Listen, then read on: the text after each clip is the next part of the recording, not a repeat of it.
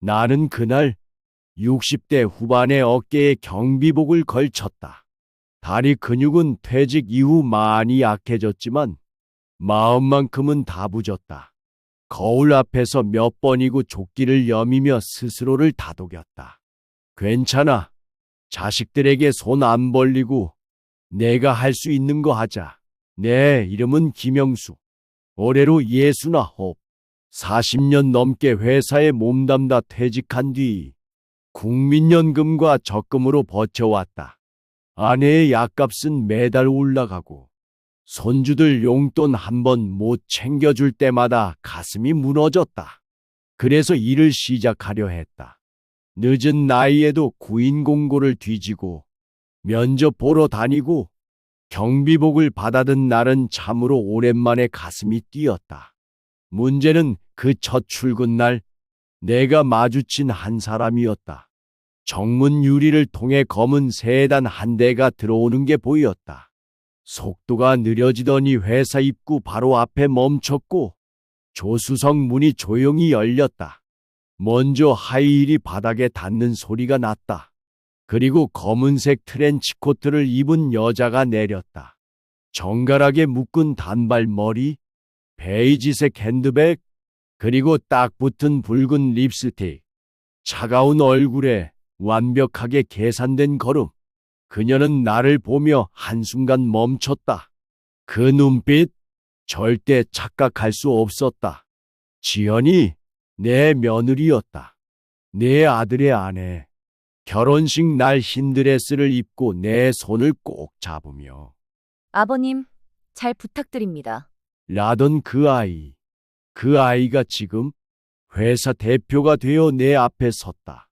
지연은 놀라지 않았다. 그저 한치의 흐트러짐도 없이 입꼬리를 억지로 올리며 말을 뱉었다. 아버님, 여기서 무슨 일이세요? 나는 머뭇거리며 말했다. 응, 그냥 경비 일 좀 하려고. 아들한테도 말 안 했어. 그냥 나 혼자 해보려고. 그녀의 얼굴에서 그 순간 순식간에 미세한 감정들이 지나갔다. 당혹감, 불쾌함, 걱정, 그리고 수치. 지연은 곧장 고개를 돌려 곁에 서 있던 비서에게 낮은 목소리로 말했다. 이분 여긴 안 맞는 것 같네요.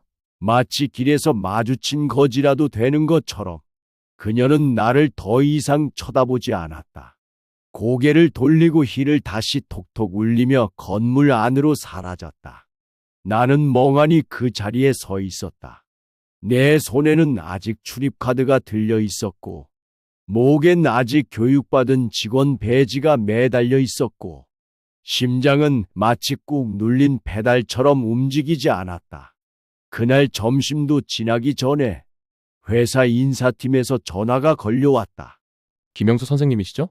죄송하지만 오늘부로 근무 종료 요청드립니다. 내부 인사 상황이 변경되어서요. 내가 무슨 잘못을 했나? 사람들과 인사조차 제대로 나누기 전에 아무 일도 하지 않았는데 단 하나, 나는 경비복을 입었고 그 아이는 회사 대표였다. 경비 아저씨가 자신의 시아버지라는 걸 그녀는 참지 못했던 것이다. 그리고 그날 처음으로 나는 알게 됐다. 내 며느리 박지현이 JH그룹이라는 이 회사의 대표라는 사실을. 그날 이후 나는 혼란스러웠다. 며느리의 냉정한 표정, 이분 여긴 안 맞는 것 같네요. 라는 한마디, 그리고 인사팀의 해고 통보. 단 한마디 말도 제대로 못해본 회사에서 나는 내쫓기듯 돌아섰다. 경비복을 벗는 내 손이 어찌나 떨리던지 버스 안에서 손등을 몇 번이나 쓸어내렸다. 내가 왜 이 지경이 됐을까? 머릿속에선 그 생각만 반복됐다. 그리고 나도 모르게 과거를 더듬었다. 퇴직한 지 4년, 나는 원래 평범한 가장이었다. 성실하게 일했고, 크게 욕심도 부리지 않았고, 자식에게 손 벌리는 건 죽어도 싫었다. 아내와 나는 은퇴 후 하루하루 감사하며 살기로 다짐했었다. 아내는 바느질을 하고, 나는 신문을 읽고, 손주가 오면 시장표 과자도 사다 주며 작은 행복을 곱씹었다. 하지만 그 고요함은 오래가지 않았다. 어느 날 아내가 내가 설탕을 넣었었나? 여보, 오늘은 일요일 맞지? 이런 말을 반복하기 시작했다. 심지어 멀쩡히 익숙한 동네에서도 길을 잃고 헤매다 경찰과 함께 돌아온 나는 내 심장이 철렁 내려앉았다. 병원 진단은 냉정했다. 치매 초기입니다. 약물과 인지 훈련을 병행하세요. 아내는 여전히 나를 기억했다. 하지만 언제까지일지는 누구도 장담할 수 없었다. 내가 사라질까 두려웠다. 그녀가 나를 잊어버리는 그날, 나조차도 삶의 이유를 잃게 될까 두려웠다. 치료비는 빠듯했다.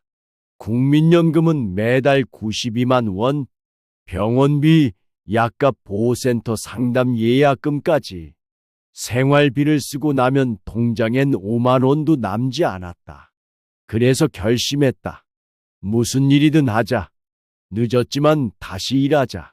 손주들 생일에 용돈 한 장 건네줄 여유조차 없다는 건 내겐 너무 비참한 일이었다. 그때 내 눈에 띈 게 바로 경비원 채용 공고였다. 나이 제한 없고 경력도 안 본다 했다. 면접은 간단했다. 복장 깔끔, 서류 문제 없음. 건강도 아직 괜찮았다. 합격 문자도 금방 왔다. 명지타워 경비직 채용 합격 출근일 4월 8일. 주소는 강남구 대방로 32. 낯익은 주소였다. 그 순간 며느리 지연이가 예전에 했던 말이 머리를 스쳤다. 저희 회사요? 이번에 JH타워로 본사 이전했어요. JH타워. 그 주소였다. 순간 심장이 쿵 내려앉았다. 설마 거기? 하지만 이내 생각을 접었다. 한 건물에 몇 개 회사가 들어가는지 아냐? 그냥 우연이겠지. 그래도 설마 그 애랑 마주칠 일은 없겠지. 나는 그렇게 스스로를 납득시켰고 경비복을 다려 입고 출근 전날 아침을 맞이했다. 그리고 그날 정문에서 내가 마주친 사람은 그 설마였다. 출근 전날 나는 거울 앞에서 다시 셔츠 깃을 고쳐 세웠다. 경비복 위로 조끼를 입고 회사 출입카드와 호루라기를 확인하고 작게 혼잣말을 중얼거렸다. 김영수 씨, 당신 잘 내낼 수 있어. 이 나이에 여기까지 왔잖아. JH타워는 생각보다 웅장했고 정문에는 이미 여러 직원들이 바쁘게 오가는 모습이었다. 처음 보는 얼굴들, 낯선 풍경, 그리고 희망. 출근 직후 나는 정문 근무 배치를 받았다. 출입 차량 확인, 사원증 검토, 방문객 안내. 새롭지만 두렵지 않았다. 몸보단 마음이 조금 더 무거울 뿐이었다. 오전 8시 42분. 회사의 핵심 임원급들이 도착할 시간이었다. 그때였다. 검은 벤츠 한 대가 조용히 그러나 위험 있게 진입했다. 누가 봐도 사장차였다. 차가 멈추고 문이 열리자 하이힐 소리가 맑게 울렸다. 나는 본능적으로 허리를 펴고 문을 열었다. 안녕하십니까? 출입 확인하겠습니다. 그 순간 그녀의 얼굴이 내 눈앞에 나타났다. 멈칫. 우리 둘 다 동시에 얼어붙었다. 박지연. 그녀는 내 며느리였다.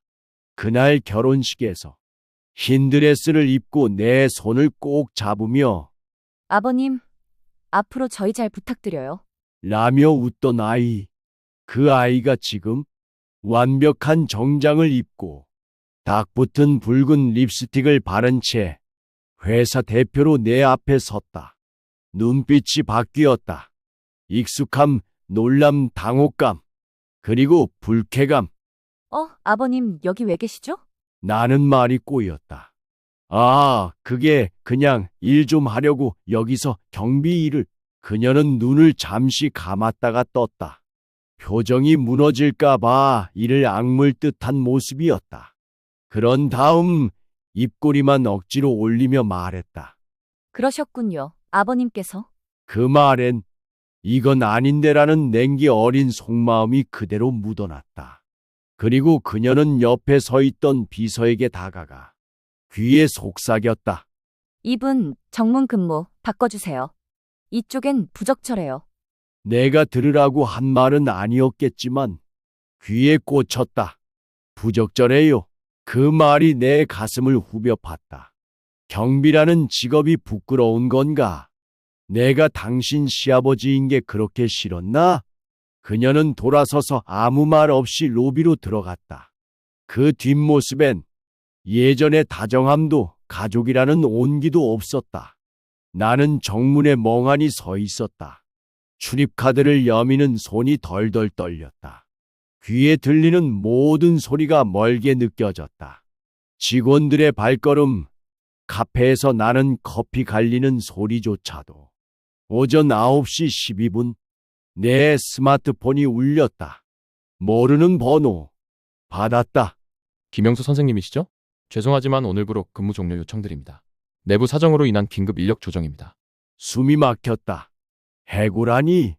나는 아직 이름표도 안 달았고 근무일지도 쓰지 않았는데 무슨 사정이 있길래 내가 묻자 상대는 뚜렷한 답 없이 정중히 양해 부탁드립니다. 라며 끊었다.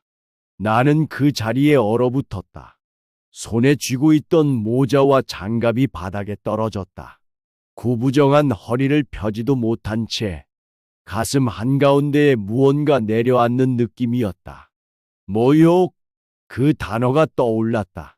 경비복을 입은 나를 며느리는 수치로 여겼고 한순간에 자르듯 밀어냈다. 그날 나는 점심도 먹지 못한 채 경비실에서 이름표를 반납하고 나왔다. 엘리베이터를 기다리는 동안 내 뒤로 누군가 지나가며 쑥덕였다. 그분, 첫날인데 왜 갑자기 그만두게 된 거지? 대표님이 싫어하셨나 보지. 귀가 뜨겁게 달아올랐다. 아무 말도 하지 못한 채 엘리베이터 안에서 고개만 푹 숙였다. 나는 그렇게 두 번째 인생의 첫 출근에서 퇴근조차 하지 못하고 쫓겨났다. 집으로 돌아오는 길, 나는 말이 없었다. 마치 오늘 하루가 존재하지 않았던 것처럼 버스 안에서도 아무 소리도 들리지 않았다. 다리에 힘이 풀려 자리에 털썩 주저앉았고 창밖으로 스쳐 지나가는 사람들을 보며 머릿속은 멍해졌다. 내가 뭘 그렇게 잘못했나? 자문을 해보지만 아무리 생각해도 대답은 떠오르지 않았다.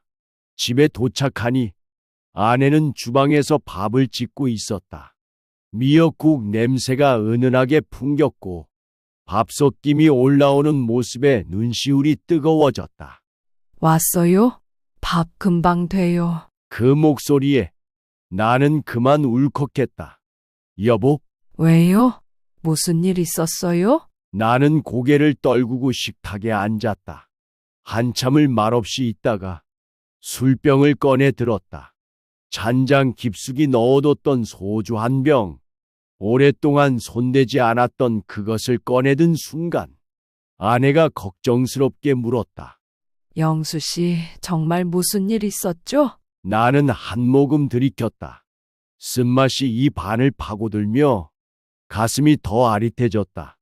그리고 그제야 입을 열었다. 우리 지연이가 나를 해고시켰어. 아내는 순간 말을 멈추며 표정이 굳었다. 뭐라고요? 나 오늘 첫 출근이었어. 근데 회사 대표가 지연이더라. 나를 보자마자 정문 근무는 부적절하대. 결국 해고당했어. 이유도 설명도 없이. 그 말을 하는 동안 나는 스스로도 믿기지 않았다. 내가 겪은 일이 진짜 현실이 맞는지 의심스러웠다. 아내는 숟가락을 놓고 잠시 눈을 감았다. 그리고 조용히 내 손을 잡았다. 영수 씨, 당신은 잘못한 거 없어요. 사람이 사람을 그렇게 대하면 안 되는 거예요. 그 말에 내 눈에서 눈물이 또르르 흘렀다. 말로 설명할 수 없는 수치심과 상실감. 내가 평생을 가족 위해 헌신했건만 이제 와서 이런 취급을 받아야 하나 싶었다. 하지만 나는 아내를 위해 꾹 참았다. 그애, 우리 민재한테 말하지 말자. 둘이 잘 살고 있는 거 괜히 내가 어지럽히고 싶지 않아. 그러자 아내가 말했다. 민재가 이걸 모르면 평생 지연이만 믿고 살 거예요.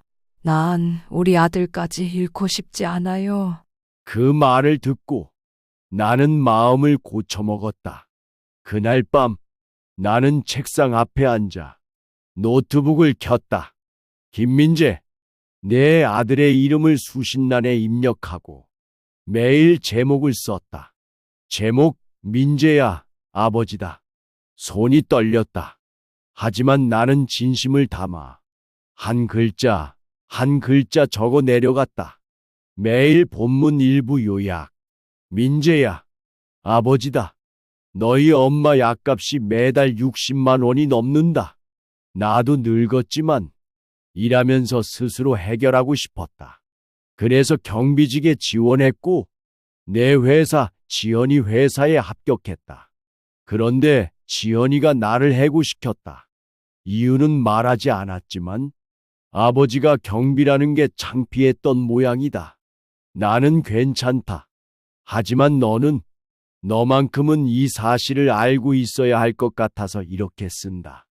메일을 다 쓰고 나서도 나는 쉽게 보내기를 누르지 못했다. 내가 이걸 보내면 민재와 지연의 사이는 틀어질 수도 있다. 하지만 생각했다. 이건 자식 간의 문제가 아니라 사람과 사람의 문제다. 결국 나는 손가락을 누르며 이야기를 시작했다. 나의 이야기, 그리고 한 아버지로서의 마지막 자존심을. 메일을 보낸 지 사흘 후 나는 아무 일 없는 듯 아내와 마주 앉아 점심을 먹고 있었다.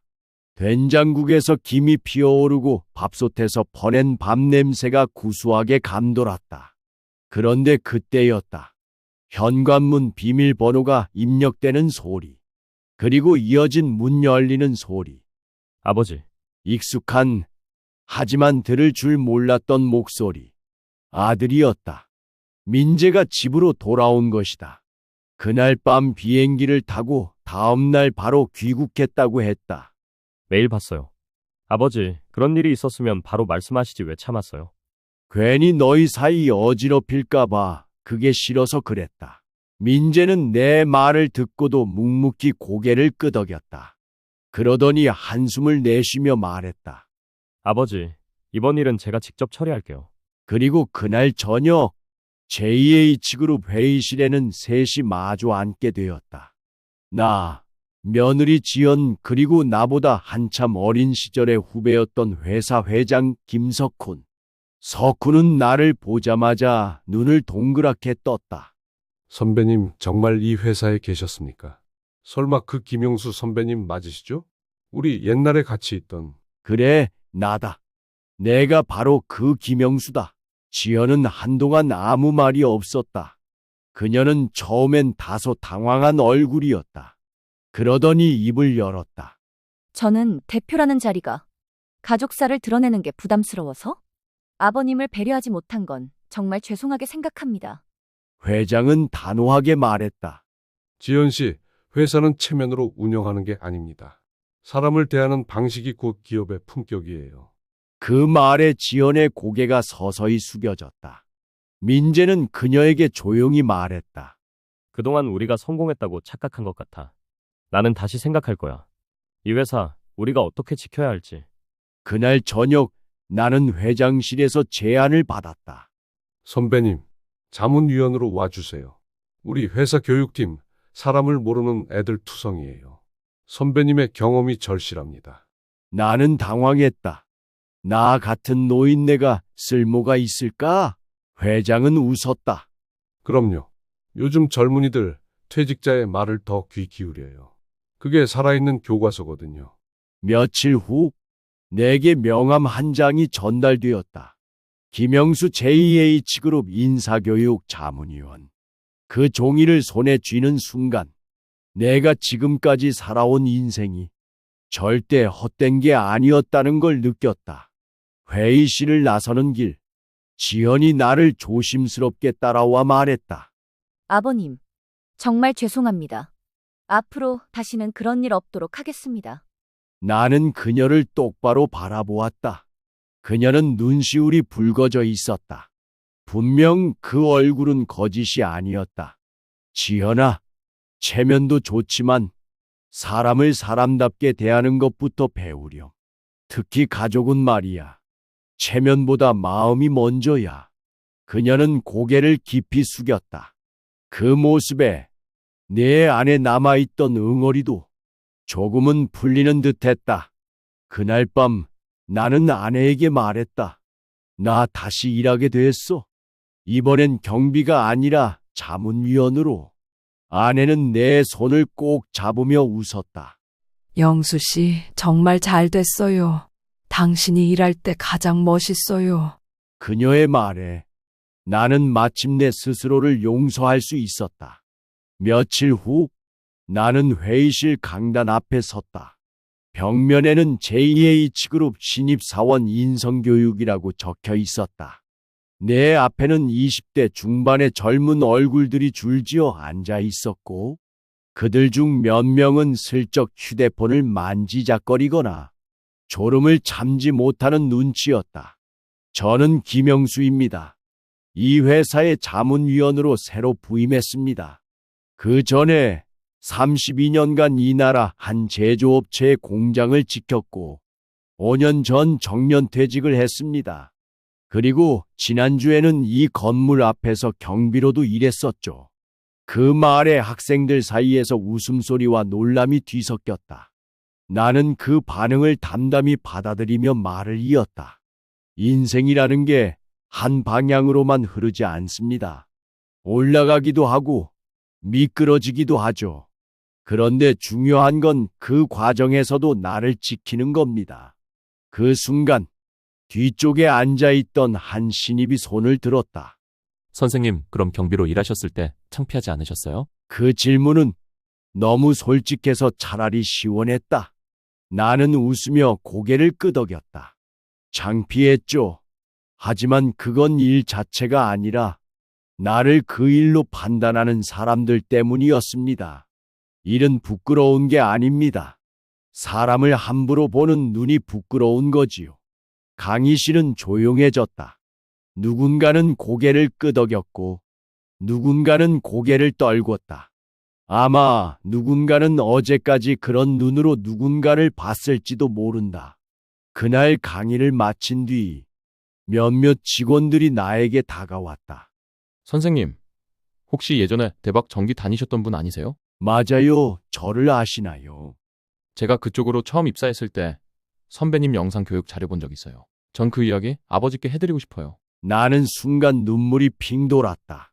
내가 살았던 세월이 누군가에게는 본보기가 되어 있었다는 사실이 뼈저리게 감사했다. 며칠 후 회사 내부 게시판에는 김영수 자문위원의 인생 특강이라는 이름으로 강의 영상이 업로드되었다. 댓글에는 이런 말들이 이어졌다. 진짜 어른의 말은 다르네요. 회사 대표님도 이런 분 앞에서는 한 수 접어야죠. 부모님께 영상 공유했어요. 뭉클하다고 하시네요. 이 영상 신입사원 교육 필수로 넣읍시다. 나는 놀라움을 감추지 못했다. 그리고 며칠 뒤 또 한 통의 전화가 걸려왔다. 선배님, 혹시 방송 출연 제안 들어오면 관심 있으세요? 시니어 라이프 특집 다큐에서 꼭 모시고 싶다고 하네요. 나는 웃었다. 내가 무슨 방송에? 그러니까요. 그래서 해야죠. 진짜 삶을 산 분들만 보여줄 수 있는 이야기. 선배님이 해주셔야죠. 그날 저녁 나는 아내와 함께 벤치에 앉아 조용히 해가 지는 하늘을 바라보았다. 아내는 내 어깨에 기대며 물었다. 당신은 지금 행복해요? 나는 미소 지었다. 응? 이제야 나로서 산다는 게 어떤 건지 알 것 같아. 그녀는 내 손을 잡았다. 마치 처음 연애하던 시절처럼. 그 따뜻한 감촉이 그대로 느껴졌다. 나는 더 이상 경비라는 직업을 숨기지 않는다. 오히려 그것이 내 인생의 전환점이자 내 자존심의 증거였다. 사람들은 말한다. 그렇게 인생이 뒤집힐 수도 있느냐고. 나는 말한다. 뒤집히는 게 아니라 원래 거기 있던 내 자리를 찾은 거라고. 그날 이후로 나는 매주 한 번씩 회사에 나가 강의를 했다. 젊은 직원들과 마주 앉아 내가 살아온 인생의 조각들을 나눴다. 그들은 말이 많지 않았지만 한 사람, 두 사람 내게 다가와 속마음을 꺼내기 시작했다. 어릴 때 아버지를 부끄러워했어요. 미장일 하셨는데 손이 늘 거칠었거든요. 그런데 선생님 이야기 들으니까 그 손이 자랑스러워졌어요. 저도 은퇴하신 아버지께 다시 연락드렸어요. 그냥 그동안 감사하다고 말하고 싶어서요. 나는 이 아이들의 말을 들으며 세상이 아직 따뜻하다는 걸 느꼈다. 그리고 그런 따뜻함을 나 역시 잊지 않고 살아야겠다고 다짐했다. 어느 토요일 아침, 나는 아내와 동네 시장에 갔다. 채소를 사고 과일을 고르며 사람들과 인사를 나눴다. 김 선생님, 지난번 영상 잘 봤어요. 어머, TV에도 나오셨다면서요. 정말 대단하세요. 나는 멋쩍게 웃었다. 하지만 속으로는 따뜻한 온기가 차올랐다. 그날 저녁 아내가 말했다. 영수 씨, 요즘 표정이 많이 밝아졌어요. 예전엔 늘 어깨가 무거워 보였거든요. 나는 조용히 고개를 끄덕였다. 맞아. 이젠 나도 내 인생을 살아가는 느낌이야. 누군가의 아버지, 남편, 직원이 아니라 그냥 김영수로서. 그녀는 미소 지으며 내 손을 잡았다. 시간이 조금 더 흘러 나는 작은 수첩을 꺼내 이야기를 적기 시작했다. 경비복을 입은 날 나는 진짜 나를 다시 만났다. 그 문장을 시작으로 나는 책을 쓰기 시작했다. 황혼 재취업 내 인생 이막의 시작. 이라는 제목으로 출간된 책은 예상치 못하게 베스트셀러가 되었고 여러 시니어 강연 요청도 들어왔다. 누군가는 말했다. 선생님, 어떻게 그 시련을 견디셨나요? 나는 대답했다. 시련이란 건 견디는 게 아니라 내 안에 다시 쌓아가는 거예요. 인생은 견딤이 아니라 재건입니다. 이제 나는 매주 주민센터에서 시니어 대상 인생 특강도 한다. 정년 후 삶이란 끝이 아니라 기회입니다. 한 직업이 끝나면 또 다른 역할이 시작됩니다. 우리의 삶은 누군가에게 교과서가 됩니다. 그 말을 들으며 노인들이 조용히 고개를 끄덕인다. 어떤 분은 눈물을 닦기도 하고 어떤 분은 내게 손을 꼭 잡아주며 말한다. 선생님, 고맙습니다. 오늘 처음으로 내가 누군가에게 쓸모 있는 사람이라는 생각이 들었어요. 그 말을 들으며 나는 다시 한번 다짐한다. 내가 살아온 날들을 이제는 누군가의 내일을 밝히는 빛으로 쓰자. 인생은 단 한 번의 선택으로 모든 것이 바뀌는 게임이 아니다. 오히려 작고 사소한 일들이 쌓여 우리를 우리가 되게 만든다. 내 이름은 김영수. 나는 지금 제2의 인생에서 진짜 나로 살아가고 있다. 경비복을 입던 날 나는 바닥에 떨어졌다고 생각했다. 하지만 지금은 안다. 그 옷이 나를 다시 일으켜 세운 시작이었다는 것을. 황혼이라 쓰고 다시 핀 봄이라 읽는다. 지금도 우리 인생은 계속된다.